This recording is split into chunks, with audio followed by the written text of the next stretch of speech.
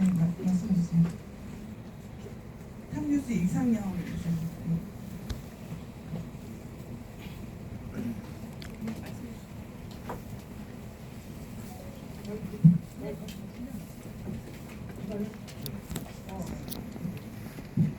탑뉴스 이상민 기자입니다. 시장님 인터뷰 기사 잘 읽어봤습니다. 그래서 행정처의 개편에 대한 말씀 잘 들었습니다. 다만 이러한 정책의 출발점은 시장님 임기 중반을 넘어 진행된 점은 무엇인가 하고 이러한 중대차 대안 사안의 임기 시작부터 진행돼야 할 문제인데 아닌가 싶은데 한 말씀 부탁드립니다. 네. 임기 중반에 시작된 게 아니고요. 제가 민선판기 들어와서 첫 번째 발표한 정책이 바로 인천형 지방행정체제 개편이었습니다. 그래서 잘 아시다시피 이 부분에 대한 명확한 준비를 통해서 먼저 정부를 이해시켜서 정부에 대해서 이 부분에서 동의하도록 하는 것을 전제로 해서 인천시에서는 법적 절차, 즉 각 의회, 기초의회의 동의, 주민 동의를 무려 80% 이상 다 받아냈고, 그리고 시의회의 동의를 완벽하게 통과했고, 그리고 정부에서 또 이 부분에도 동의하도록 하고, 국회에서 이 행정체제 개편은 법률로 정하도록 되어 있지 않습니까? 그래서 입법화를 이루은 것이 바로 지난해 1월이었습니다. 지난해 국회에서 법이 통과되고, 그리고 그에 따라서 이렇게 행정체제 개편을 이미 준비를 해왔기 때문에 뭐 임기 중반에 지금 한 게 아니고 임기 초반부터 가장 역점적으로 했던 사업이 바로 인천형 행정체제 개편이고, 오늘은 바로 내년 7월 1일 출범하기에 앞서서 이제 3구청장님하고 이 차질 없는 자치구 출범을 위한 업무 협약을 체결을 하고, 그리고 지금 우리 시민들이 관심 가질 이제 지정 문제는 어떻게 되고 청사 문제는 어떻게 되고 이에 따른 우리의 미래는 어떻게 변할 것이고 이런 문제에 대해서 언론을 통해서 시민들께 알려드리는 자리이지 제가 임기 중에 갑자기 한 게 아니라는 것을 지금 분명히 이해해 주시면 좋겠습니다. 네, 다음은 김성호 기자님. 네, 이번에 이제 경의로 새롭게 인수가 되는 수도 있지만 또 통합이 되는 수도 있습니다. 이런저런 준비사항을 잘 말씀드렸는데요. 어떤 재정적인 준비, 환경적인 준비뿐만 아니라 재물포구와 동구 같은 경우에는 어떤 성격이 달랐던 두 마을입니다. 이런 정서적 또는 화학적 통합도 중요한 것 같은데 혹시 뭐 이런 부분에 대한 준비사항이라든지 답변 부탁드립니다. 제가 말씀드릴 건 제가 말씀드리고요. 혹시 이제 구청장님들이 말씀드릴 거는 제가 말씀드리고, 그건 제가 좀 말씀드리면 좋을 것 같습니다. 지금은 이제 뭐 여러분들이 인천의 역사를 이해하시는 분들은 잘 알겠습니다만 1968년도에 인천 인구가 50만이 넘어서 부제가 실시됩니다. 그 전에는 지금 경기도 인천시로서 지금 중부동구가 인천의 중심지로서의 기능을 하고 제로포항 개항으로 인하고 사실 제로포라고 하는 것이 행정, 정치, 문화 이 모두의 중심지였습니다. 그런데 68년도에 인구가 50만이 되면서 중구하고 동구가 분리가 됐던 겁니다. 그때 인천시 인구의 반 이상이 중구, 동구에 살았습니다. 지금은 300만 인구에서 동구하고 내륙 중구를 합한 것이 10만입니다. 인천시 인구의 3%가 살고 있습니다. 그 당시 50%였죠. 그래서 지금은 구가 동구 중구이다 보니까 이제 뭐 정서적인 차이가 있을 수 있다고 보지만 저는 근본적으로 인천의 가장 중심지였고 가장 많은 인구가 살았고 교육과 행정과 문화의 중심지가 바로 중동부였기 때문에 이것이 전국으로 통합이 돼서 새로 출범하면은 오히려 그 정서가 하나로 될 수가 있다 이렇게 생각을 하고요. 지금 말씀드렸다시피 동부 인구가 지금 6만 명이 되지 않습니다. 서구 아라동 인구가 7만이 넘습니다. 불합리한 걸 합리적으로 조정할 뿐만이 아니라 정서적인 측면에서도 제물법으로 하는 것이 어떤 면에서는 더 원칙에 부합하는 것이고 미래의 그런 시민 정서에도 부합한다 이렇게 제가 말씀드리겠습니다. YTN 강대국장. 저 잠깐만 동부청장으로서 시장님께서 충분히 말씀을 잘해주셨는데 조금만 간단하게 보충 설명해드리도록 하겠습니다. 우리 동부하고 이제 중부 내륙은 거의 이제 한 동네나 마찬가지처럼 인식을 해왔습니다. 우리 이제 동부 주민들이 동부는 거주해서 하지만 신포동이나 중구에서 장사하시는 분들이 많고요. 또 마찬가지로 또 중구에서 사시는 분들도 우리 동구에서 장사를 하시는 분도 많습니다. 학군도 또 상당히 똑같고요. 우리 동구에 있는 학생들도 중구에 있는 재물보고등학교나 이렇게 중구에 있는 중학교나 이런 쪽도 많이 다니기도 합니다. 그래서 지금 사실 우리 동인천역을 중심으로 해가지고 동부하고 중부 내륙은 이질감을 느끼기보다는 상당히 조금 동질감을 느끼고 있고, 그리고 언젠가는 동부하고 중부 내륙이 통합되어야 되지 않느냐 이런 생각을 과거부터 해왔기 때문에 약간의 갈등만 좀 완화시킨다고 하면 충분히 우리 동부하고 중부 내륙은 제대로 통합이 돼서 성장할 수 있는 발판 마련이 될 것이다 그렇게 생각하고 있습니다. YTN의 강수영 기자입니다. 일단 그 신청서 관련해서 좀 질문을 드리고 싶은데요.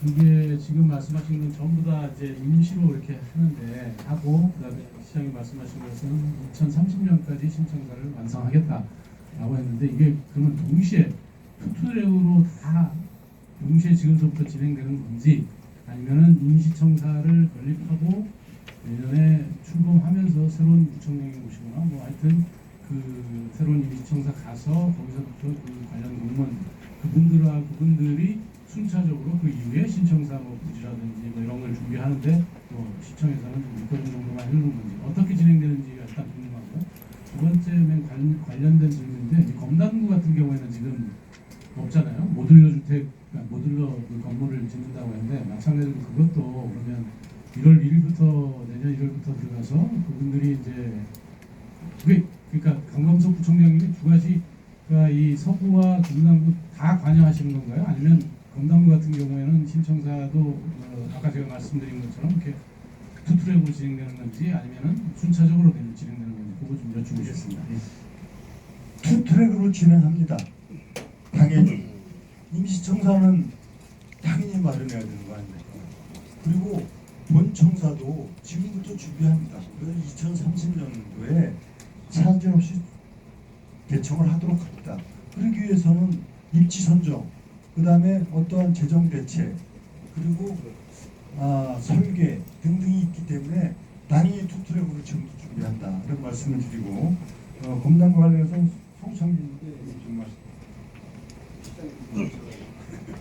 좀 설명을 드리면은 동시에 진행을 합니다. 그러니까 아까 말씀드린 대로 모듈러 방식이라는 거는 공장에서 이미 어느 정도 형태를 만들어진 제품을 현장에 와서 조립 시공하는 방식인데, 어디를 보시면 현재 영종도의 몇 개 학교가 그런 방식으로 증축이 되고 있고, 서구 검단 지역에도 2개 중학교가 모듈러 방식으로 증축을 진행되고 있습니다. 이거는 나중에 해체해서 이전 설치라든지 다른 목적으로 재활용도 가능한 방식인데, 이거는 그 공장에서 제작해서 시공까지 기간 동안 전체적으로 6, 7개월 정도면 이제 가능한 걸로, 그래서 저희가 이제 오늘 시장에서 발표를 하셨기 때문에 저희가 행정 절차를 진행하고 이런 걸 할 수 있는 회사들이 몇 개 있습니다. 아마 적절한 입찰 절차를 거쳐서 계약을 하고 나면은 아마 연말까지는 저희가 임시청사 완공은 목표로 하고 있고, 그거에 대해서 아까 말씀드린 대로 내년 1월 2일자로 일부 직원을 먼저 선 발령을 내서 청사 관리와 그다음에 그쪽 지역에서 이제 검단구 출범을 하게 되고, 현재 이제 본청사에 대해서는 이제 인천시가 예산 재배점을 통해서 이제 아마 그 관련 용역을 저희가 진행하게 될 겁니다. 왜냐면은 현재부터 용역을 진행하고 아마 내년 그 출범 전까지는 용역이 나와서 기본 계획까지는 어느 정도 되지 않을까. 그 다음 단계는 이제 아마 새로 취임하시는 검단구청장 하시게 될 텐데 뭐 검단구청장이 그때 가서 결정하셔도 나쁘진 않습니다만 지금부터 1년 반을 그냥 시간을 보내게 되면 나중에 최종적으로 공청사 완공이 늦어지기 때문에 지금부터 시작하자라고 하는 게 2010장이고 저희 동의해서 진행하려고 합니다. 감사합니다. 네, 그래서 SBS 손목장. SBS 송입니다. 다시 이제 공부를 할 경우에 공무원들 증원 문제라든지 재배치 문제, 내년 7월 1일인데 그게 이제 그때까지 가능할지, 그다음에 또 하나는 이제 부로 이제 분리되는 공무원들이 또 자기가 선호하는 지역이 있잖아요. 그런 데 대한 갈등이 좀 없는지 그것 좀 여쭤보겠습니다. 정확하게 공무원 수요가 좀 어느 정도 늘어나는 것은 아닌데. 그거는 일단 전체적으로는 그런 문제를 지금부터 준비를 해나가는데 당연히 공무원들에 대한 자기 선호 조사도 있을 테고 또 현실적으로 그 공무원 선호만 갖고 하기 어려운 이런 상황을 전부 다 지금부터 판단을 해나간다. 다만 이거는 결국 조례, 그다음에 정원 규정 이런 부분들을 다 개정해야 되는 문제가 있기 때문에 행정적으로 문제가 없이 해나간다. 그런 문제고 특히 이제 관련되는 부분이 중부하고 서부가 특히 이제 그런 부분이 있게 되죠. 그 성장대 얘기를. 네, 말씀하시고 우려하신 것처럼 그런 문제가 있긴 있습니다.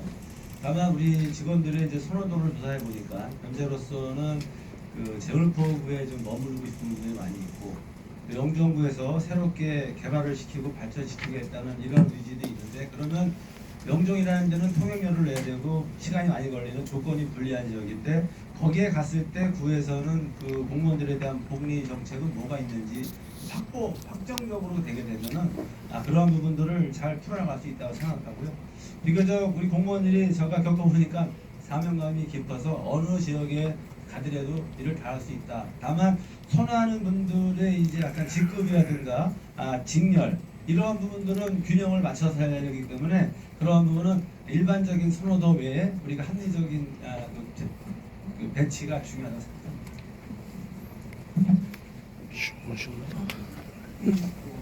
서구도 좀 비슷한데요. 조금 서구가 다른 경우가 있다는 이제 뭐 저희도 이제 그 검단구로 희망하는 직원들에 대한 이제 뭐 선호도 조사 1차적으로 한 게 있습니다만 이제 뭐 그거하고 이제 아마 여러 가지 이제 그 인사부서의 판단도 있었는데 단지 이제 뭐가 있냐면은 인천시에 있는 그 8개구 2개 군의 경우도 각 군구에 따라서 이제 업무 여건이 좀 다릅니다. 그런 점에서 보면 사실은 서구가 공무원 1인당 민원인 숫자가 450명으로 전국 최고입니다. 인천은 물론이고. 그러다 보니까 이제 더군다나 거기에 개발 이슈가 많고 여러 가지 확장적인 도시다 보니까 직원들이 양쪽으로 질적으로 업무가 좀 많다 보니까 사실은 인천시 전체 공무원 중에 아마 서구에 대한 선호도가 좀 떨어질 걸로 보고 있습니다. 그러다 보니까 또 더군다나 검단구는 신설구인데다가 또 아마 인천 전체에서도 개발의 이슈가 가장 많은 구이다 보니까 그러한 점들에 대해서 직원들이 많이 걱정할 거로 저희가 보고 있고요. 관련해서 어떻게 하면 그곳에 가서 공직자로서 사명감을 가지고 일을 할 수 있게 할지에 대해서 우리 시장님과 잘 상의해서 나머지 기간 동안 대책을 좀 마련하도록 하겠습니다. 고맙습니다. 네, 질문은 한두 분 더 받겠습니다. 이정윤 기자님.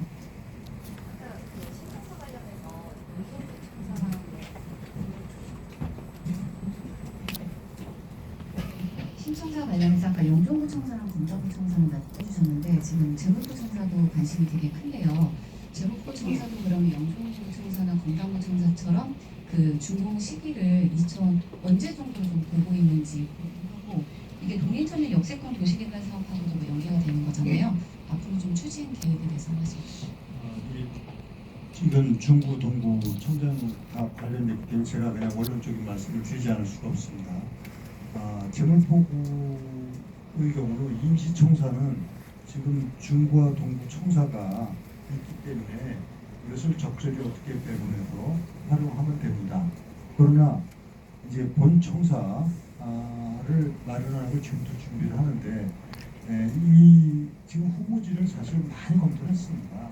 그런데 지금 이 최종적인 거는 주민 의견과 그 다음에 이에 따른 여러 가지 행정적인 제반 사항을 검토해서 확정해야 되기 때문에 이 자리에서는 말씀드리기는 어렵다는 걸 좀 이해해 주시고 지금 많이 검토를 하고 있어요. 대략적인 후보지는 지금 몇 개로 압축을 해서 검토를 하고 있습니다. 끝으로 이정현 기자님. 아까 기자님이 이제 오늘 7월입니다. 하는데 지금 공무원 정원 이런 부분들 지금 이렇게 운영을 시작한다고 하셨잖아요. 공무원 정원들이나 근데 이게 사실은 이제 내년에 이제 사실은 뭐 선거철이고 기본적으로 지금 정도의 공무원이 늘어날 건지 어떻게 배치하는 게 효율적인지 올해 초에는 그러니까 6월 전에는 나와야 되지 않을까요? 그게 지금 수립 어느 정도 이렇게 균등하게 나와야 사람이 들어가서 할 수 있는데 그리고 정원이 되는 것 정원이 되면 얼마 정도 예산이 수립되는 건지 조율이 되는 건지도 사실은 여기는 말씀을 없어서 제가 드리고 싶습니다. 당연히 지금 준비하고 있습니다. 가장 중요한 문제가 아닙니까? 조직과 인력과 청사와 재정과 이건 기본 아닙니까? 당연히 준비하고 있습니다. 근데 공무원 정원은 이에 따라서 예를 들어서 새로운 구청이 이제 8구에서 9구 체제가 되니까 공무원 증원 가능성이 높은 건 사실입니다. 기본적인 그 인력 수요가 있지 않습니까? 어느 구청이든지 국이 존재하고 거기 행정지원 부서가 있고 그렇기 때문에 늘어나게 되는 거로 보고 있습니다. 그래서 조직 진단을 해서 이것은 하되 재정적인 문제는 이렇게 됩니다. 공무원 정원을 사실상 표준 정원을 정부하고 협의해서 하는 것이 표준 정원을 받습니다. 표준 정원이 늘어나면은 우리가 이제 보통 교부세를 산정을 할 때 그 기본 수요라고 그런다. 기준 재정 수요에 포함이 됩니다. 그러니까 어떻게 보면은 이 표준 정원이 늘어나서 정원이 늘어가게 되는 것은 사실상의 그것만큼 수요액이 늘어가기 때문에 그에 따라 수입을 뺀 부족액을 기준으로 교부세가 산정되기 때문에 어떤 의미에서는 재정 지원을 사실 밖으로 안 나타나서 재정 지원을 받는 겁니다. 그러니까 그거는 뭐 걱정하지 마시고 합리적인 어떤 재정 인력 수급 대책을 마련해서 한번 정부 그다음에 우리 시에서도 조례 규칙 이런 부분을 해서 이루어지니까 지금 준비를 다 하고 있습니다. 한 분 더 기자 계시면 좋겠습니다. 선재 박신수 기자입니다. 지금 시장님께서는 최초로 지방 정부 주도를 가지고 통합조정 분리를 하고 계시는 입장인데요. 지금 정부 시도지사 협의회 회장님을 계시면서 타 시도에서의 어떤 그 부러움이나 또 이러한 조짐을 보이고 있는 타 방역이나 뭐 있는지 궁금합니다. 아마 다른 시도에서 사실 제가 직간접적으로 듣고 또 저를 만나면 얘기도 하는데 부러움이라 그러는데 참 인천을 보면서 야 진짜 인천은 제대로 하는구나 이런 평가를 받습니다. 그 제가 아까 말씀드렸지 않습니까? 이게 광기 95년도 이후에 인천이 유일하게 이런 행정지대 개편을 통해서 합리적으로 조정하는 거 이걸 누가 뭐라고 했습니까? 다른 예를 들어볼까요? 부산시 같은 경우 우리가 25만 많은데 제가 알기로 구가 15개로 알고 있는데요. 사실 이게 합리적입니까? 우리처럼 중부정부 못하고 있는 거예요 다들. 그래서 다른 시도에서 인천을 보고 지금 많이 지금 아마 연구들을 하고 있는 것으로 알고 있습니다. 이거 봐라. 잘못된 걸 개선하는 걸 왜 중앙정부에서 하는 대로만 그냥 쫓아하고 이런 생각들을 못하느냐. 제가 얘기했지 않습니까? 지방주도형 최초의 행정체계 개편이에요. 합리적으로 해야 되는 거 아니겠습니까? 그런 의미에서 다른 시도에서도 사실 인천을 굉장히 눈여겨보고 있는 것 사실입니다. 또 하나, 아까 서구청장님도 말씀하셨지만은 이것도 이제 서구가 이제 방위식 명칭을 개편을 하게 되면은 대한민국 최초로 특별시 광역시 중에서 방위 명칭 구가 없는 유일한 도시가 바로 인천이 되는 겁니다. 이것도 굉장히 중요한 겁니다. 중구가 인천도 있고 서울도 있고 부산도 있고 이게 무슨 지방자치의 어떤 지방자치란의 정서가 있고 역사성이 있습니까? 이거 하나만으로도 다른 지방정부에 주는 메시지가 굉장히 큰 겁니다. 그래서 서구 방위명칭을 개편하는 거고, 약간 아직도 오해하고 있는 분들이 계신데 남동부는 방위명칭이 정확하게는 아닙니다. 동자가 동력동자가 아닙니다. 고을동자예요. 그러니까 남동은 방위명칭이 아니다. 그래서 서구만 이제 명칭이 변경되면 대한민국 역사에 대도시 중에서 방위명칭이 없는 유일한 지방정부로서의 우리 또 자부심을 갖게 되고, 그것이 바로 지방자치라고 하는 본질적인 것에 인천 시가 얼마나 제대로 접근하는가 이걸 보여주는 게. 다음 질문은 없으신 걸로 알겠습니다. 그래서 이제 이번 성공적인 자치구 출범에 의한 기자 간담회는 이것으로 마치겠습니다. 감사합니다.